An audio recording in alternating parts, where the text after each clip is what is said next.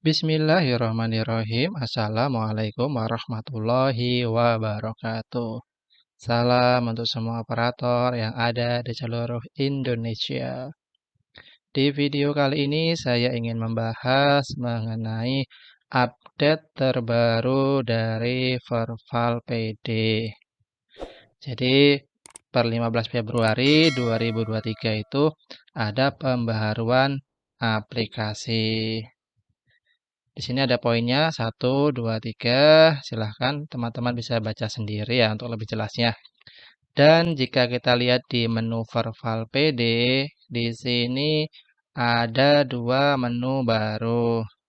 Pertama, menu penerbitan NISN tingkat lanjut. Yang kedua, rekam didik jenjang sebelumnya. Jadi, dua menu ini merupakan menu baru yang ada di Verval PD. Mari kita cek fungsinya buat apa. Di sini ada penjelasannya ya.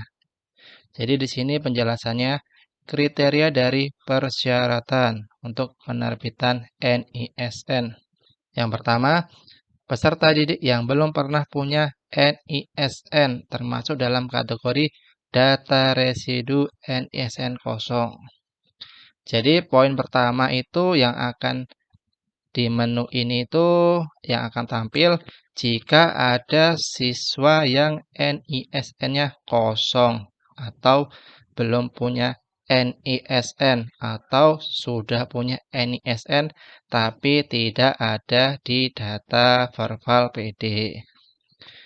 Jadi jika di sini kita ketik cari nama, misal itu tidak akan ada yang tampil karena kebetulan di data tempat sekolah saya bekerja itu semua anaknya sudah punya NISN dan tidak ada kosong. Jadi tidak ada yang tampil.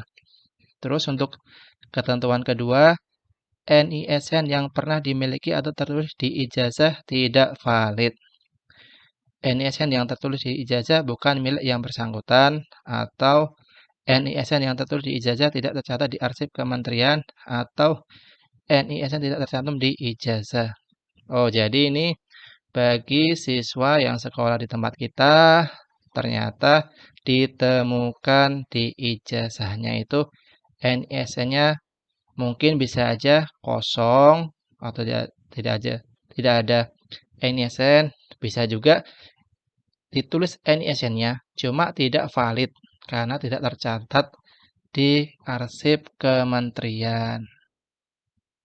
Atau NISN-nya itu ganda, dalam artian ganda itu bukan ganda karena namanya dia, misal sebelumnya di TK, kemudian di SD. Tetapi misal NISN ini punya A dan di B juga NIS-nya sama, jadi seperti itu. Poin yang ketiga, data identitas wajib valid Dukcapil Pusat. Oh, jadi jika ditemukan NISN kosong, syaratnya harus menyelesaikan residu di data Dukcapil. Pastikan untuk data di Dukcapilnya itu tidak residu. Poin yang keempat, ijazah asli dari jenjang pendidikan sebelumnya wajib diunggah. Kemudian, membutuhkan persetujuan dari pusat. Jadi kurang lebihnya kalau saya persingkat itu fungsinya penerbitan NISN itu bagi peserta didik yang belum punya NISN ataupun bagi peserta didik yang sebelumnya NISN-nya tidak valid.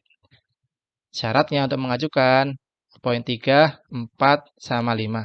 Jadi setelah kita ajukan, datanya sudah residu, kemudian ijazah aslinya sudah kita upload, terakhir nanti pusatlah yang akan menyetujui apakah akan disetujui data yang kita ajukan atau tidak. Untuk pengisiannya nanti kurang lebihnya jika kita pilih nama yang masih NISN-nya kosong akan tampil. Kurang lebihnya seperti itu untuk penerbitan NISN. Untuk berikutnya ada rekam didik. Di poin rekam didik ini ada kriterianya juga. Yang pertama, peserta didik yang sudah punya NISN. Jadi syarat pertama itu NISN-nya sudah punya dan valid, bukan residu. Cara kedua, memperbaiki rekam didik dengan melampirkan ijazah asli dari jenjang pendidikan sebelumnya. Yang ketiga, rekam didik yang diperbaiki adalah tingkat akhir sesuai ijazah yang dilampirkan. Poin yang keempat tetap membutuhkan persetujuan dari pusat. Jadi jika di sini kita coba buka ya. Di sini contohnya nama anaknya ini. Jadi di sini tercatat dia sekolah di mana saja mulai dari NISN-nya awal sampai dengan saat ini. Jadi untuk menu ini bisa jadi sih fungsinya untuk memperbaiki rekam didik dari sekolah ya. Mungkin case-nya seperti ini. Ini perkiraan saya ya. Jadi mungkin awalnya anak itu sekolah misal di SD. Berikutnya dia tiba-tiba untuk jenjang berikutnya, jika dari pendidikan yang sesuai dengan pemerintah kan dia masuk ke SMP ya. Tapi ternyata dia masuk ke MTS yang tidak di bawah naungan dari Kementerian Pendidikan. Tiba-tiba anak itu pindah dari MTS ke SMP. Nah, jadi mungkin seperti itu. Jadi yang di MTS itu tidak terdata. Atau bisa juga untuk memperbaiki semester kita lulus. Jadi bisa aja semesternya tidak sesuai dengan ijazah yang kita terima ya. Tahun lulusnya tidak sesuai seperti itu. Bisa juga mungkin karena error di program. Kalau itu sepertinya tidak mungkin sih ya. Jadi intinya menu rekap didik ini untuk merekap pendidikan dari anak tersebut, dia sekolahnya di mana saja, seperti itu.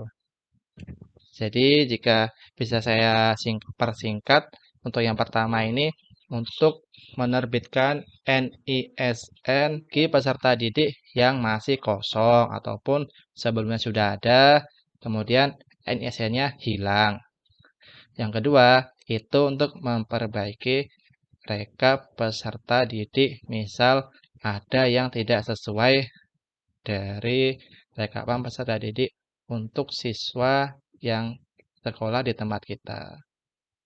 Jadi kurang lebihnya itu penjelasan yang dari saya. Jadi saya kira-kira kurang lebihnya seperti itu untuk penjelasannya.